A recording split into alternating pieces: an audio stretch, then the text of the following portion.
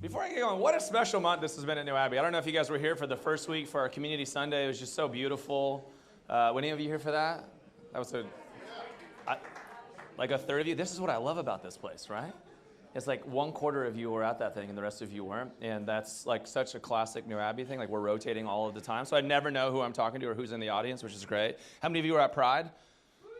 That was super cool, super beautiful, right? Last week was beautiful. I feel like we're going somewhere and we have an energy, and I'm excited about that. We're talking about this idea of home and making home with one another. And so we're going to go a little bit more there today, but we're going to talk about this idea of like owning your power as we think about home.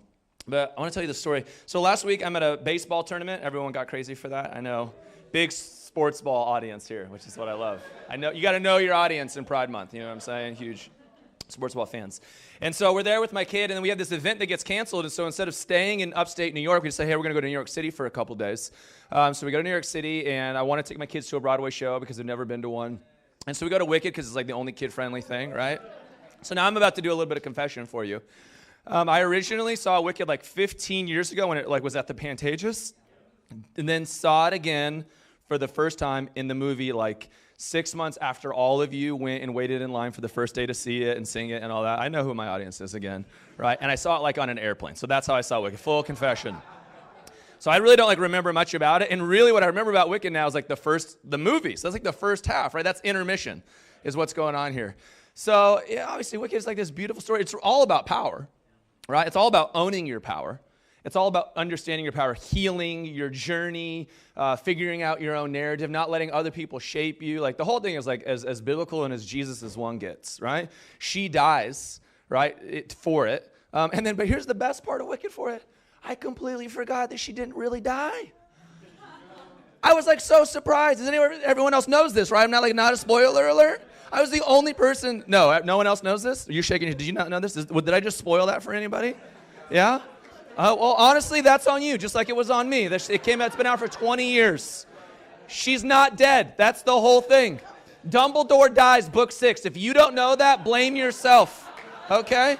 Jesus resurrects. Grow up. Like, that's not on me. Unbelievable. But I was shocked as hell about what happened there. She comes out, that the Wicked of the Witch of the West, the water, the whole thing. She comes alive. I'm like, this thing is incredible. Resurrection? Oh, my God. Amen. And amen.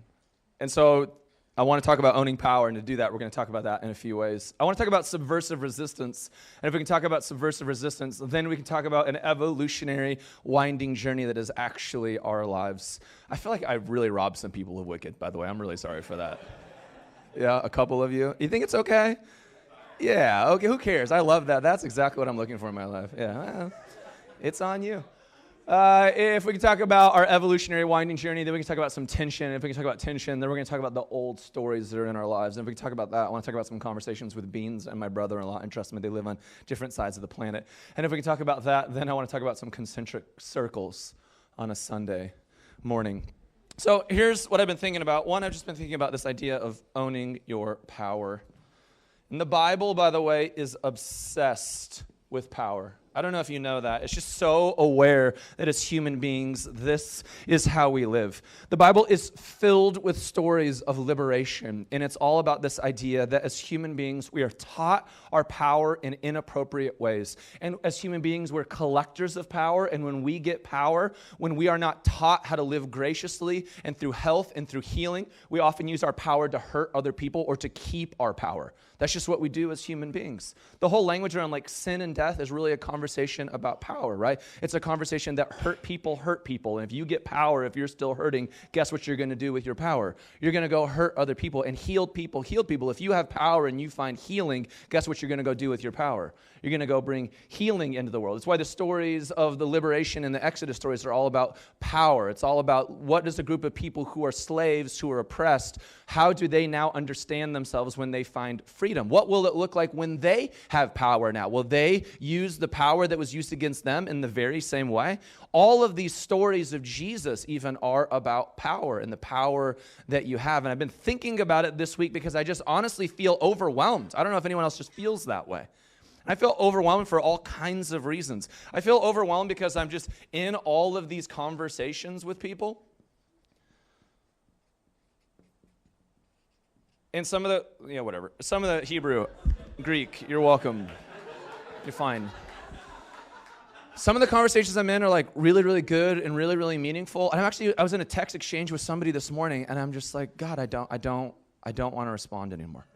Like I don't have it in me. What's going on in the world right now? I mean, we're bombing Iran last night, right? Like I'm just overwhelmed by with ICE in our city. It's too much, and it's just current events that leave that there, too much for me. And then when I begin to feel overwhelmed and there's like so much going on in life, I don't know about you, but it begins to like trigger something in me, and then like all the old narratives come out. Anybody ever there? And like I get spinning in all of these things. And what I realize about all of these things, whether it's the conversations I'm having with other people, or it's politics and current events that I can't control, or it's the old narratives within me, that the thing that still shapes me in my life is the way that I follow Jesus. That everything about who I am, I come back to this way of Jesus. I come back to things like the Beatitudes. I come back to the Sermon on the Mount. It's a way that I center myself for how I'm living. Because these things feel way out of control for me.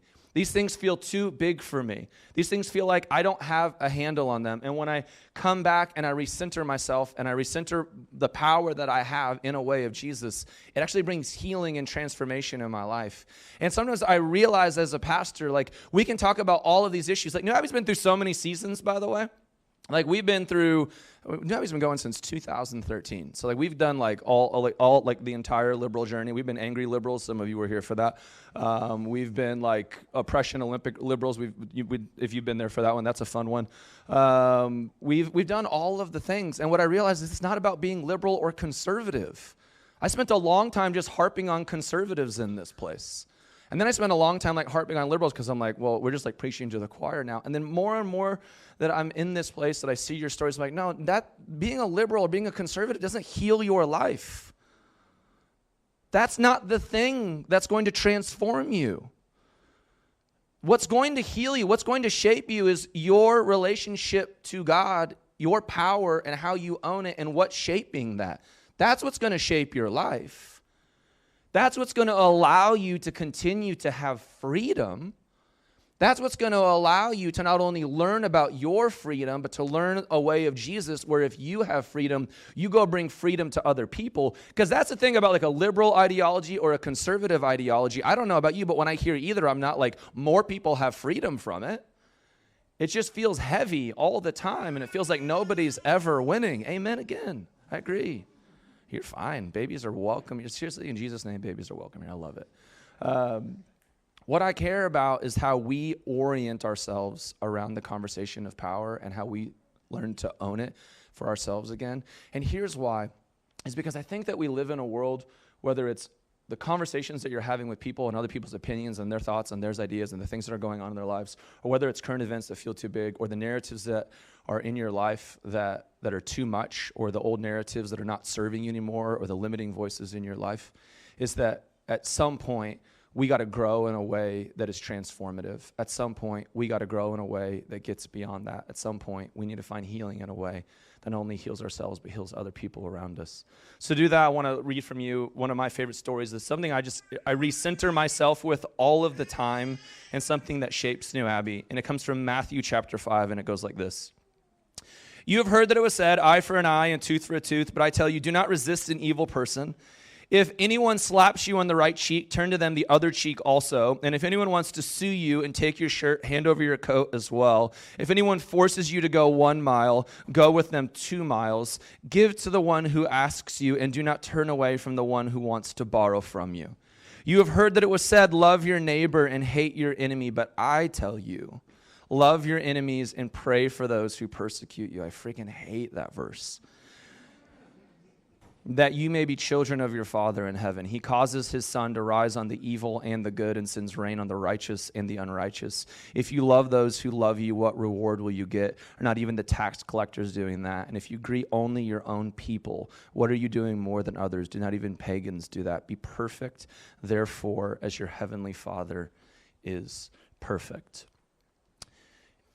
Many of us grew up in environments of church where we weren't taught to create healthy boundaries and we weren't taught to love ourselves well. What we were taught is to love other people well and to serve the church well and to serve Christ well, but you were never really taught to serve yourself well. Sometimes you weren't taught to serve yourself well because there were parts of yourself that weren't even allowed to be brought up in church. Some of you weren't able to serve yourself well because you couldn't be fully integrated for who you were. We were told stories of there's unconditional grace and love, but never bring that thing up and keep those secrets. Anyone ever lived there? I remember being a young pastor, and this is like a silly story about it, but I remember having a beer one day at a Mexican restaurant, and the elders came to me and said, Cory, you're not allowed to have beer in public, but you're allowed to have beer in the privacy of your home. So let's just walk through the logic of this here a little bit. What you're teaching me is leadership is all about keeping certain things secret and not for other people to know. And you know what? That has worked really well for a lot of evangelical pastors. I'm kind of being a shithead on that, but it actually breaks my heart. It truly breaks my heart because that's what we taught people. We taught people that, no, you should live with your secrets. You should never tell anybody about it. But the thing about secrets and that kind of world is that you never can really care for yourself. And that's an abuse of power in my mind. So what I want to do is I want to look at this passage from a different way, actually a way that for most of us, I'm reminded of this all the time, is that Jesus was Jewish, but most of us were never taught that. We were taught that Jesus was a white dude, blonde hair. That's how everyone knew he was the Messiah in Israel, by the way. He was the only white guy around. That's a joke. But we weren't always taught that he was Jewish, and so we didn't always see these passages from like a beautiful Jewish context. So I want to do that for you. The very first part here says this, you have heard that it was said, eye for an eye, a tooth for a tooth, but I tell you, do not resist an evil person. If one slaps you on the right cheek, turn to them the other cheek also. David Collins, come on up here real quick. Yeah, you can just stand here. I'm going to slap you on the cheek. Yeah, which is your right cheek? This is your right cheek. So in the ancient world, what would happen is if somebody didn't have as much power than you, if they weren't a Roman citizen like you were, if you were a man, if they were a woman, if you had any advantage of them in society, you would slap them on the right cheek and you would use the back of your hand to slap them. All right, now let me get into a little bit. No. And that's a big deal. And what Jesus is doing is saying, how do we have a subversive resistance to the powers that be in this world?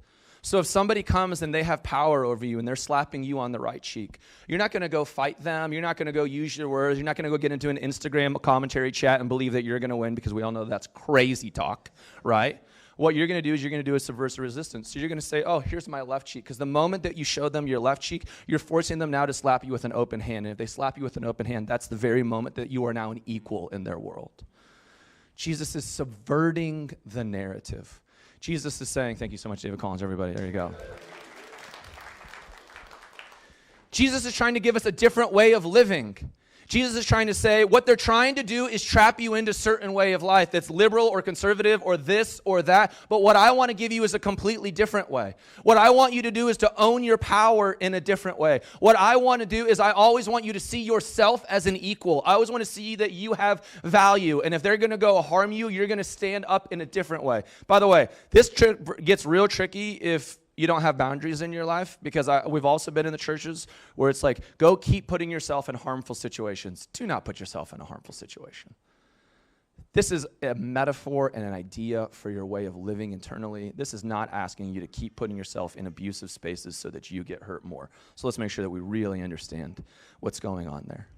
The next passage, Jesus talks about this idea, if they take your shirt from you, then go ahead and give them their cloak. It's the same type of subversive resistance of Jesus offering a different way of power. Because in the ancient world, what would happen is if somebody sued you for your shirt, you would be required to give it to them. And Jesus says, go even further. Go ahead and give them cloak. Go ahead and give them another part of something that you own so that you can show them that you have power in this as well. Jesus then goes on and says, if some soldier comes up to you and they ask you to walk a mile with the gear, which is, by the way, a required Roman law back in the day, then you will go walk that soldier another mile instead. Because now what you're saying in that moment is, law requires me and I can only take me 1 mile. Now on my own agency and my own autonomy and my own freedom, I'm going to carry your pack for another mile.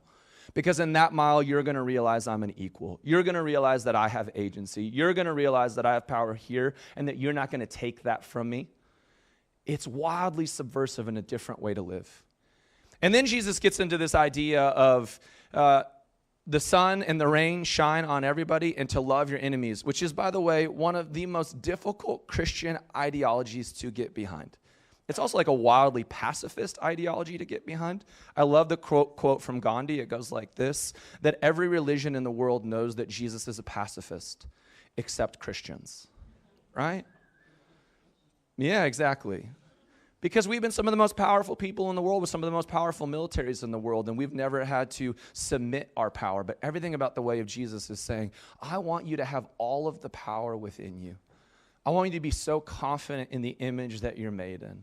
I want you to be so aware of the love that shapes you. I want you to be so free that you don't have to play by the rule books that the world gives you, that society gives you, that the other powers give you. And then it ends this passage by saying this. It says, now go therefore and be perfect as your heavenly Father is perfect. Many of us grew up with this like theology of perfection in our world. And just so you know, the Bible never talks about God as perfect. So that's like a mistranslation of the word. The word is actually this word for telos. Telos does not mean perfect as we were given it. Most of us were given like a really bad story of God. So much of the work of New Abbey is just to readjust your stories. The story that you were given is that there's a holy God, and that means perfect. That's not what it means in any way, shape, or form, by the way. It actually means wholeness. Just like telos means the end result. It has nothing about perfection. And what you were taught is that God is mad at you because God is perfect and God cannot look at your sin. Anyone there? Right? That, by the way, not in the Bible anywhere. Go look for it. That's a fun one for you, by the way. Like, enjoy that.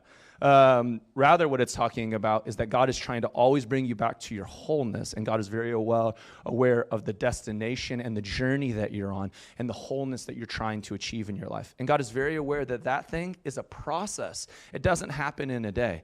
That so often what we want our journeys to be like is the stock market, right? Up and to the right in some way like that, or we want it to be just some linear line. But the truth about all of our journeys is that they look a lot like this. And sometimes we get frustrated for that, but so much of this journey is saying, no, this work of centering yourself around the power that you have, this work of recentering yourself, understanding who you are, what value is inherently yours, this takes a lifetime to live out. There are moments of freedom that you step out and you recognize who you are, but that's just part of your journey. You are not fully formed in that now. You will keep growing and moving, and how many of you have done that in your own coming out stories? Imagine where you were that first week, and imagine where you are years later. Imagine where some of you are decades later. You learn and you grow. When we talk about trauma in other ways, how many times do you grow? How much do you have different perspective on it? And it looks a lot like this. But the thing that God is constantly doing is God is reminding you to own your power, and God is reminding you that where He is moving you, where God is moving you, is towards this place of complete wholeness. And that the more whole you get, the more integrated you get, the more healing that you find, the more that you're going to use your power in a productive way, and you're not going to use your power to live into the narratives that other people gave you. And so Jesus is growing us in that. So I just want to think about 3 tools as we think about owning our power. The first tool that I want to think about is our conversations. One of the things that I love in my life is just the diversity of people that I get to talk to. This week, I have spent time with a bunch of liberals and a bunch of MAGA folks. It's wild, all right? And I weirdly love it because I need perspective. I'm pained by some of the conversations, deeply pained, that someone's logic and conclusion could lead them to a place where they believe that the dehumanization of another person is law and a way of God. But I am reminded of how important conversations are for my life to shape me and who I am. Another thing that I learn about conversations is, am I giving my power away in conversations? And this week, as I feel really, really overwhelmed, I realize, I have been giving my power away. I've been treating every conversation as equal. And I should not be treating every conversation as equal. Conversations in and of themselves are concentric circles. They look a lot like this. What we have done in our world because of social media and because of the way that we live our lives, by the way that a conversation can come into your life. Have you ever been in a place where you're not looking for that text message to be sent to you, and now there it is? Yes. You're like, why am I on this group message in God's name, right? Why is that person deciding to bring that up to me now? That we didn't have the luxury of that back in the day. You had to like ride a horse across town. So you're like, I'm not going to talk to him about that. I don't got time, right? But now you can just get the conversation out. So because of that, we've created an inequality in conversations that actually don't need to be there in our lives. Jesus models for it in a really beautiful way, right? It always talks about Jesus goes away and he prays. He's having conversation with God. He makes that an abundant part of his life as a place that transforms who he is so that he can go do the work that he needs to do in the world. That's for us as well. This is like old school Christianity, but old school is new school, and it's really important for your life, right? And then Jesus is all about, yeah, he had 12 disciples, but a lot of times he would just bring 3 in, and he was like, hey, let's have some deeper conversations here. Do you have those people in your life that you can trust, that they've earned trust in your life, that they empower you to be the best version of yourself, that you empower them to be the best version of yourself? You know what else I need in my life for that inner circle of friends? They teach me about being powerless in the most appropriate ways in my life. They show me where to surrender. They show me where to let go. They show me where to stop fighting. They show me where to heal. And not everybody has a right to do that in my life, because there's a lot of people who I don't trust, but I still allow them into the conversation in my life. I was thinking about this week. You ever think about the idea of influencer? Why am I letting some random person way out here because they have an Instagram account tell me about the things of depth that are in my heart? That's kind of crazy. But we're like, because you have a blue check mark on your Instagram account, you get to give any type of reference into my soul? That's insanity. And here's how I know that's insanity. When you've gone through shit, how many of those influencers showed up to your life to hold you? None of them. So why would we give them that power? Why would we let them inform our lives? And we're giving up our power when we let other people have time and energy there. And so this whole story is about, who am I having conversations with this week? Because I think there's so many things going on in the world. What would it look like to have less conversations in your week this week? What would it look like to have more conversations with the people who have earned trust and they're in your inner circles? What would it look like to make more time and energy for them? For me, I remember having this mentor years ago, and he taught me just so much about life. And he was somebody who was like wildly successful, and he had done all the things that I wanted to do. And I was like so excited to grab a coffee with him and keep our rhythms going. And I remember emailing him like, hey, can we grab a coffee this week? And he emailed me back immediately and said, hey, it's summer, and summer's all about the kids. Let's talk in September. And it shaped my life. That I only get 18 summers with my kids. And I feel that way now. If someone texts me, I'm like, honestly, I'll see you in September. Because what I want to care about is that I want to create space in my life for the people that matter the most. And that's about me owning my own power. Every time that I give in to every work email, every text message, every time someone needs to be healed, everything that's going on, every political conversation, every debate, whenever I click the commentary section on Instagram, I'm giving up my power in some way because I only have a limited amount of it. I have a bucket that's finite, and I give a little drop away to somebody else that I don't want to give a drop away to. What I really want to do is I want to preserve all my drops for my wife and my kids, and I want to be at the beach, and I want to go hard, right? And we all got to ask ourselves that question: where am I owning my power, and what type of conversations am I having? Another tool I have for owning my power is growing this idea of, what is my power costing me? One of the greatest gifts in my life is Beans. We've been, best friends now for 10 years, and so much of who she is and who I am just look different in the world. By our mere existence. She's a gay black woman. I'm a straight white man. We just walk into rooms in different ways. I've learned so much from her. She's learned so much from me, and it's been an incredible gift. We have recognized in a community like New Abbey that New Abbey has asked different things of us, and it's also cost us different things in different ways. And one of the things that we realize when you begin to accumulate power in the healthiest ways, that when you begin to own your own power, is that you need to begin to ask yourself, what is this power going to cost me? Because it's going to cost you something. The more money you have, it's going to cost you something. The more that you get the job that you want, it's going to cost you something. When you finally have that relationship that you've always wanted, it's going to cost you something. To keep the relationship that you've always wanted, it's going to cost you something. And you need to be asking yourself, with the power that I have in my life, for the people that I care about in my life, and for the meaningful things that I want to do, what is it costing me? And then you got to ask yourself the deeper questions about even the passage that Jesus is in is about how your love grows or how your power grows, how you could get to such a place of owning your power that you not only love yourself, you not only love the people in your concentric circle, but you have the capacity of humanizing, loving, and seeing even your enemies as made in the image of God. Tough frickin' work, by the way, right? Is that when you're growing in that, it's eventually going to cost you something. And you need to ask yourself, what is it going to cost me? It might cost me something by leading a No Kings parade. It might cost me something by understanding my identity. It might cost you something on the other side of things. One of the things I realized as a straight white man, when I started a church like New Abbey, which is wild, by the way, and an incredible gift, is I never realized it would cost me my family.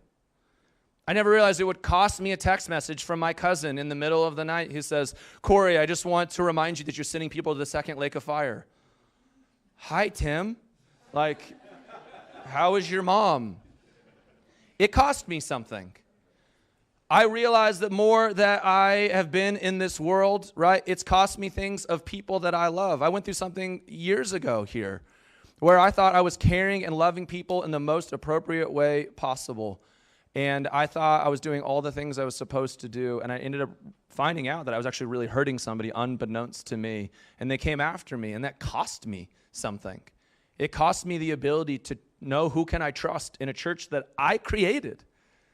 It asked me to know who I can trust in a place that I've given my life to, right? It asked me for years, and I'm barely getting out of it. Everyone else in New Abbey can be fully themselves. Can I be? And it costs me something. That if you're really going to accumulate power in your life, you're going to have to ask that deep question of, what is this thing costing you? And then finally, if you can have some deeper conversations in your life and you can talk about what your power is costing you, then you eventually need to talk about how are you using your power to care for yourself. In a lot of ways, maybe you start there. That many of us weren't given the tools to care for ourselves appropriately. Here's the deal. You're never going to go love your enemies if you can't love yourself. And so what I want everyone to do this summer, and we keep talking about this, is, man, would you slow down? What are the things that you can just let go of? Because honestly, it's not as urgent as you think. What you desperately need is to care for yourself. I was on one of those weeks where I just wanted to numb myself out, and I just kept finding ways to look at social media and watch TV shows. Anyone ever been there? Like where you're just even walking on the road and you're right? And then I remember I just put the phone in my pocket and I just stood there on a street and I'm like, oh my God, birds. And that's amazing, birds, right? You ever just hear the wind? You're like, wind, just subtle wind. Yeah, it's funny because it's so crazy that we're all missing our lives all of the time because we're so busy. We got so much going on because sometimes it's so overwhelming. We give our power away all the time because we're glued to these stupid screens that we all desperately need, and we all kind of hate them, right? It's a both and. And it's just one of those things for me of, the greatest gift I can do to myself is literally just turn this thing off, and can I just go for a walk for 5 minutes? That's how I'm going to care for myself. I've talked to you guys about, I have this whole setup now. It's my thing, and I didn't do it at all this week. And I know when I don't do it, I'm not at my best self. I have a closet where I have a charger, and everything goes in the closet, outside of my room, into the hallway. And when I do that, I sleep better, right?